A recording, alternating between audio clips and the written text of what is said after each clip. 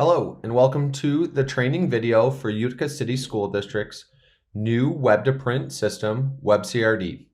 My name is Brian Bezick, and I'm going to be walking you through a step-by-step guide on how to log in, place orders, and everything in between for all of your print needs. To start, to access this print portal, you're going to need the URL, and you can see it right up here at the top of the screen, printshop.uticaschools.org. No need to write that down now, as you'll be provided that information as part of this training, but that is the URL to access the print shop. And the last thing you're going to need is your school credentials. So you can see here the full extension of your username when logging in, and what that means is your entire email address. So your school email address will be your user ID, and the password you have associated with that address will be the password to get you logged in.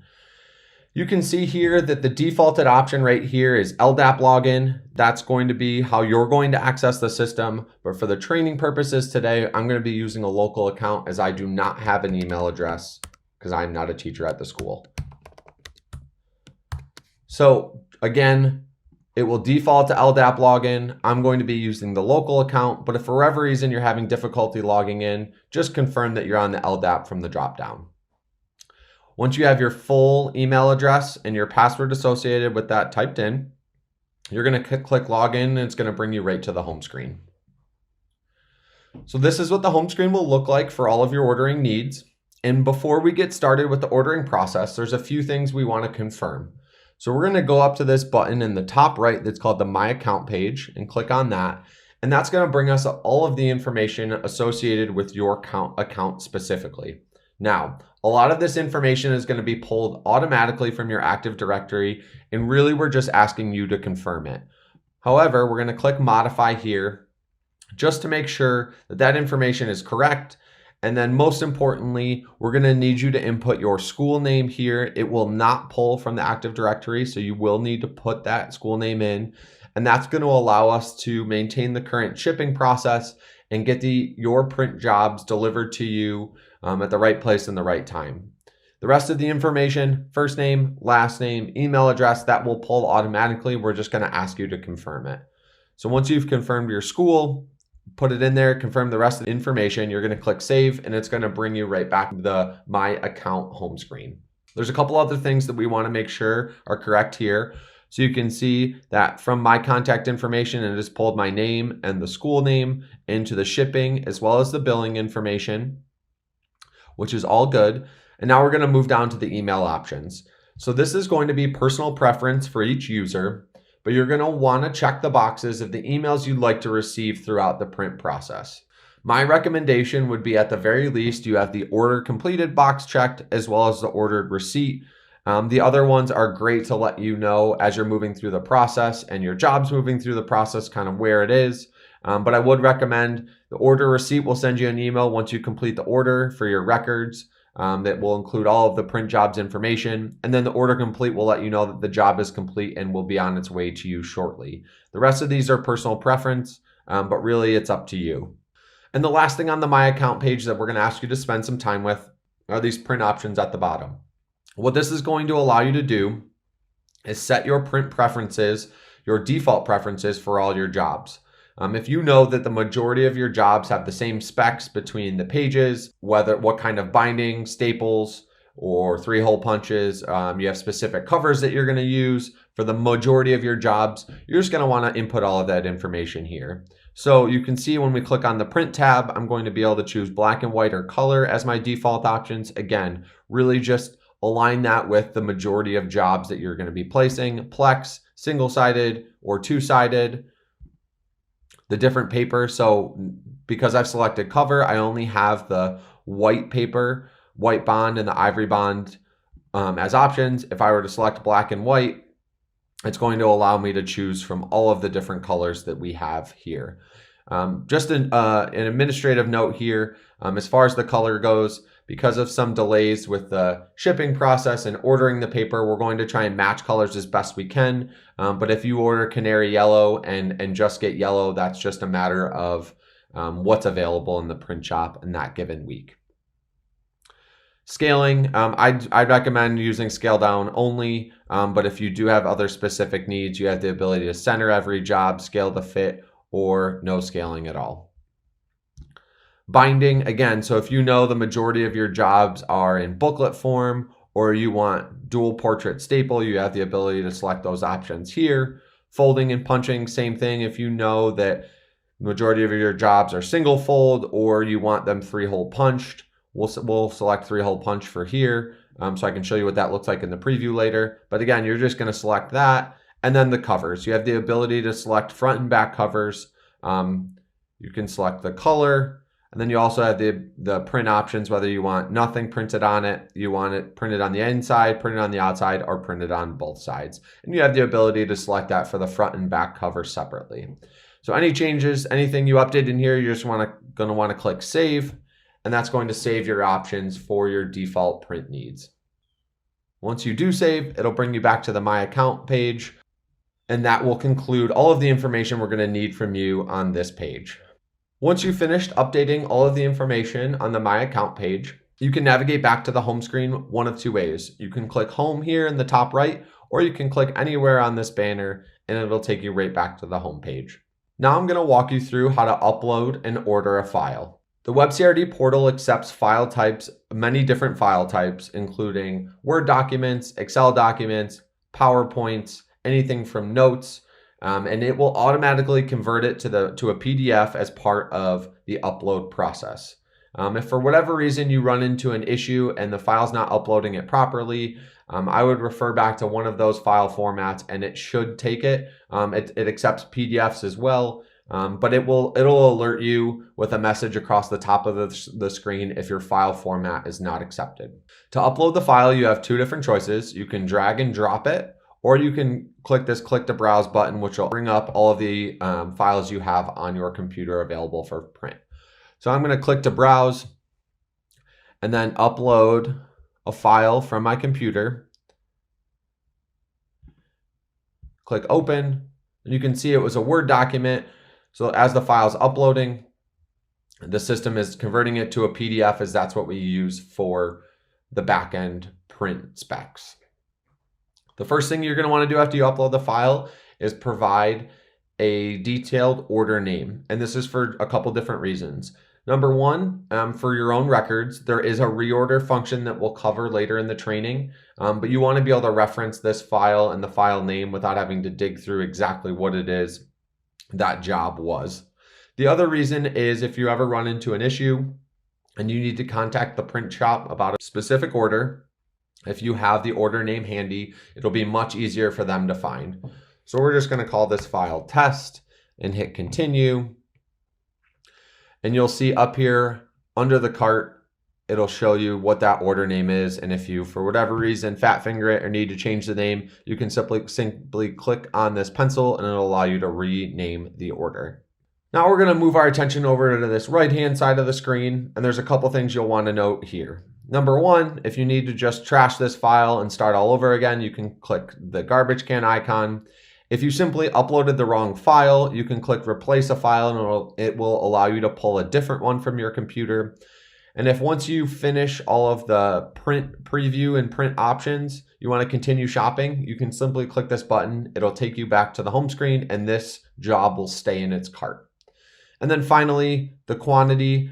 This is where you're going to select how much quantity you want for that specific job. So we'll just say 15. So once we've navigated all of that, we're going to move down to the print options. So as you can see, it pulled all of the information that I had set up in my default print options right here. Black and white, two-sided with the white bond, scale down only. The binding I chose was dual portrait staple, and I also chose 3-hole punch on the left side of the page, with blue cover stocks in the front and back, blank covers, no text on the inside or the outside. So all of that information is pulled right into here. However, you do have the ability to change it simply by clicking on this preview/change options button. So this is going to bring you to a new screen that's going to allow you to make adjustments to your file on the fly. It is worth noting that once the file is uploaded into the system, you do not have the ability to add any text or any content to the page itself or to the document itself. but I'm going to walk you through what options you do have to change once the file is within the system. So first, to start, on this left pane, you can see the output black and white. You have the ability to change the entire document to color or back to black and white. Same thing with the paper. If you want to change what paper that this is being printed on, since we're in black and white, you have a number of different colored options, and you have the ability to make that selection here. Moving down, scale down only, you have the ability to change the scaling. If you decided, actually, I want this file one-sided only, you can make that adjustment here. Same with the covers. I've selected blue covers for the front and back. I've selected to a blank cover, so no print, nothing, no text or content on the inside or the outside. But you can make that choice here. You also have the ability to configure the front and back covers separately, simply by clicking on this button. And then binding, again, staple, dual portrait, that was my default option. I can change that here if I wanted. Actually, I only want a single staple portrait. And you can see that preview is live and changing to that single staple up here. In folding punching, I'm going to leave it with a 3-hole punch to show you exactly what that looks like on the preview. But if you decided you don't want that 3-hole punch anymore, you can click on this button as it's uploading and remove that option. So that takes you through the quick sets on the left-hand side pane. And as you can see, this print preview is live. So as I make adjustments on the left side, it's going to transfer over here to the right. And what's important to note here, especially with the staples and the 3-hole punch, is that a lot of times from what I'm hearing, students are taking these print jobs home. Maybe they're tearing out pages, and you want to confirm that as you're moving through, that maybe the 3-hole punch or the staples aren't bleeding into the text or the images that are on the print job itself. So this preview is fairly accurate, so you're going to get a good understanding if there's any bleed or if those hole punches or the staples are covering up any content on the page itself. But you can see I'm pulling it through page by page to get to that back cover, which again, I chose to not print anything on the front of the back, and that's going to be the back of my print job. Now you have the ability to make adjustments to both view the pages and make adjustments to the page on a page-by-page level. And you're going to do that by one of two options. And we're going to start with clicking this little waffle or grid view button in the bottom right. So when I click that, it's going to bring up all of my pages with the exception of the covers on a page-by-page basis. And you can see the system's taking a little bit just to upload the preview of the file itself. But here you have the ability, similar to what you can make to adjustments you can make to the entire document on the left pane here, you have the ability to make it on a page-by-page level. So you can see this little droplet. If I have one page in this document I actually want color, let's say page 4, I can change this to color itself. You can see it's just taking a little bit on the back end, but it's going to allow me to make those changes on the fly. The other option you have is to right click on the page. So if you right click on any individual page, I can change it to color here. And there's a few other options I have within this view as well. You can change the specific paper for that page. So if you want to change it to a different color, or maybe a different thickness for any particular reason, maybe to divide up the booklet a little bit, you have the choice there. You can select, well, I actually want this page one-sided. You can make that option here. And you also have the ability to add blank sheets or blank pages. If for whatever reason you want to break up the document a little bit, or maybe you want to add a blank sheet in there so that your students can take notes, you have the ability to do that right within this view without having to make adjustments to the file outside of the system and then re-upload and go through that entire process again. Blank pages, same thing. And you also have the ability to change the covers in this view. And then show and preview will just take you back to the preview page.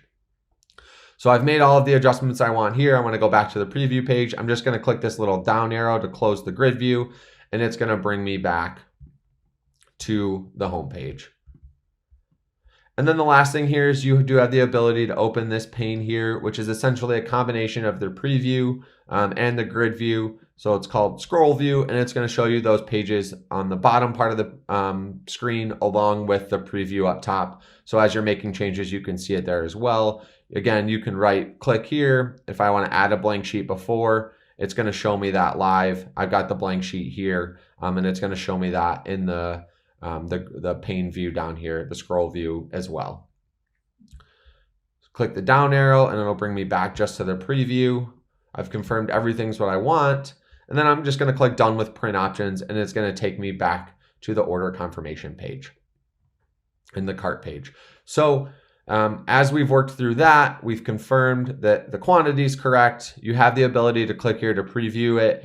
It'll pop up a screen and you'll get a quick preview of the document itself. Again, if you just want to confirm everything's where you need it to be.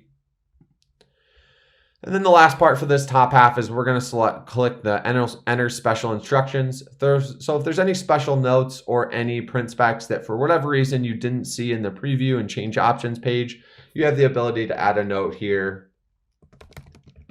And the workers in the print shop will see this in the order and be able to make any adjustments necessary for this specific order. So once I hit save, that's going to save the special instructions. You're going to see it there and you'll see it on the order confirmation page as well. Now we're going to move down into shipping information. So again, you can see I've got my school name right here, and that is going to be the most important feature here. If for whatever reason it's not right, the spelling's not right, or maybe it never got added, you can click this little pencil and edit those options. Maybe you're placing an order on behalf of someone else, or you need to get it shipped somewhere else. You can change that right in here and navigating through these buttons. Shipping method, we're sticking with local courier, so that's the same process that's currently being used. So that is your only option for shipping method. And then finally, your shipped by date. So as of now, our turnaround time is 5 business days. So you have the ability to select a date anywhere outside of 5 days from now. But the nice part is if you're working ahead and you're going to need some jobs during the holiday season or maybe shortly after the new year coming back as we are working into the end of the first semester, you can order print jobs as far in advance as you'd like, and that will allow the print shop to get jobs printed out in a timely fashion. So I'm going to select Wednesday the 3rd. It's going to say there, I've got Wednesday the 3rd right here, and then that note, only dates when the print center is open may be selected. So again, if the print shop's closed during any holidays or the weekends, that date will not be an option for you to choose.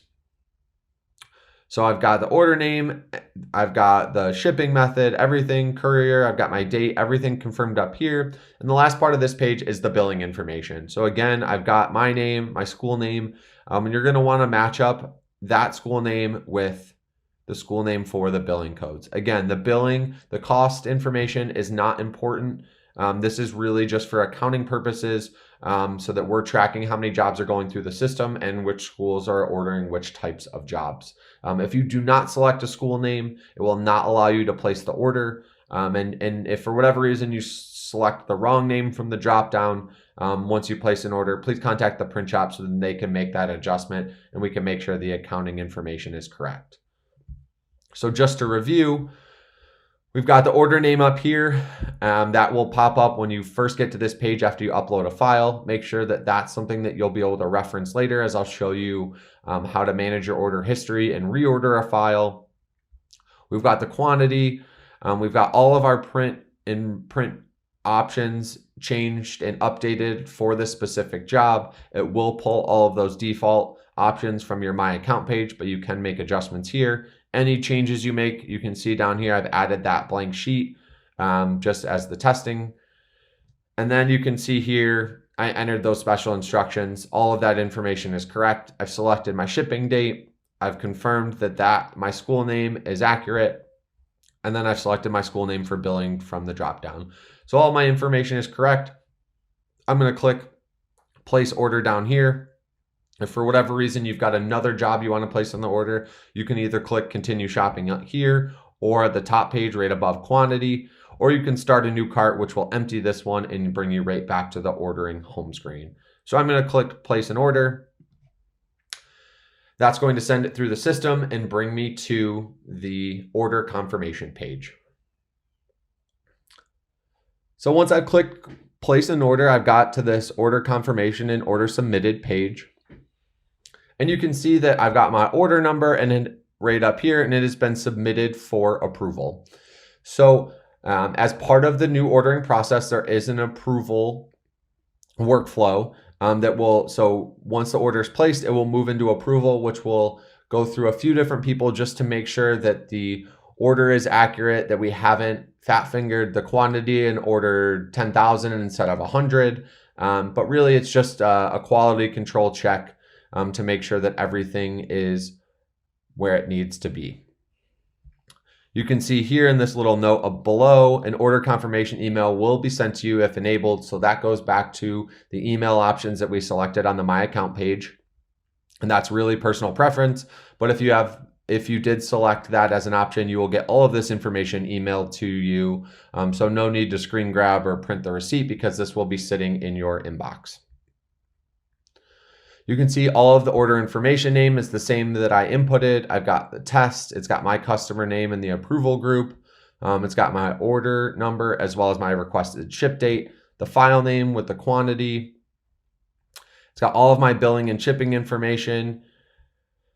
And then down here, it's got all of the print specs. So color, two-sided. I choose the single staple portrait with a hole punch on the left. I've got the front and back covers with the blue cover stocks, and then it did note that I added that one blank sheet. And then I've got my special instructions again, so you see that the production people working in the print shop will see that on the order screen, so then they can make note of that if anything specific outside the normal scope needs to be done to this job. So once I'm done with here, you can see my cart's emptied because I have that order had moved through. It's going to the approval process. And to return to the home screen, you can either click the home in the top right or click anywhere on the banner. So as we're moving back to the home screen, there's one more thing I want to show you. And that's right here on the left pane in the view order history. So once I click in here, it's going to show me a list of all of the previous jobs that I've ordered, what their order number is, when it was created, and what the status is for that job.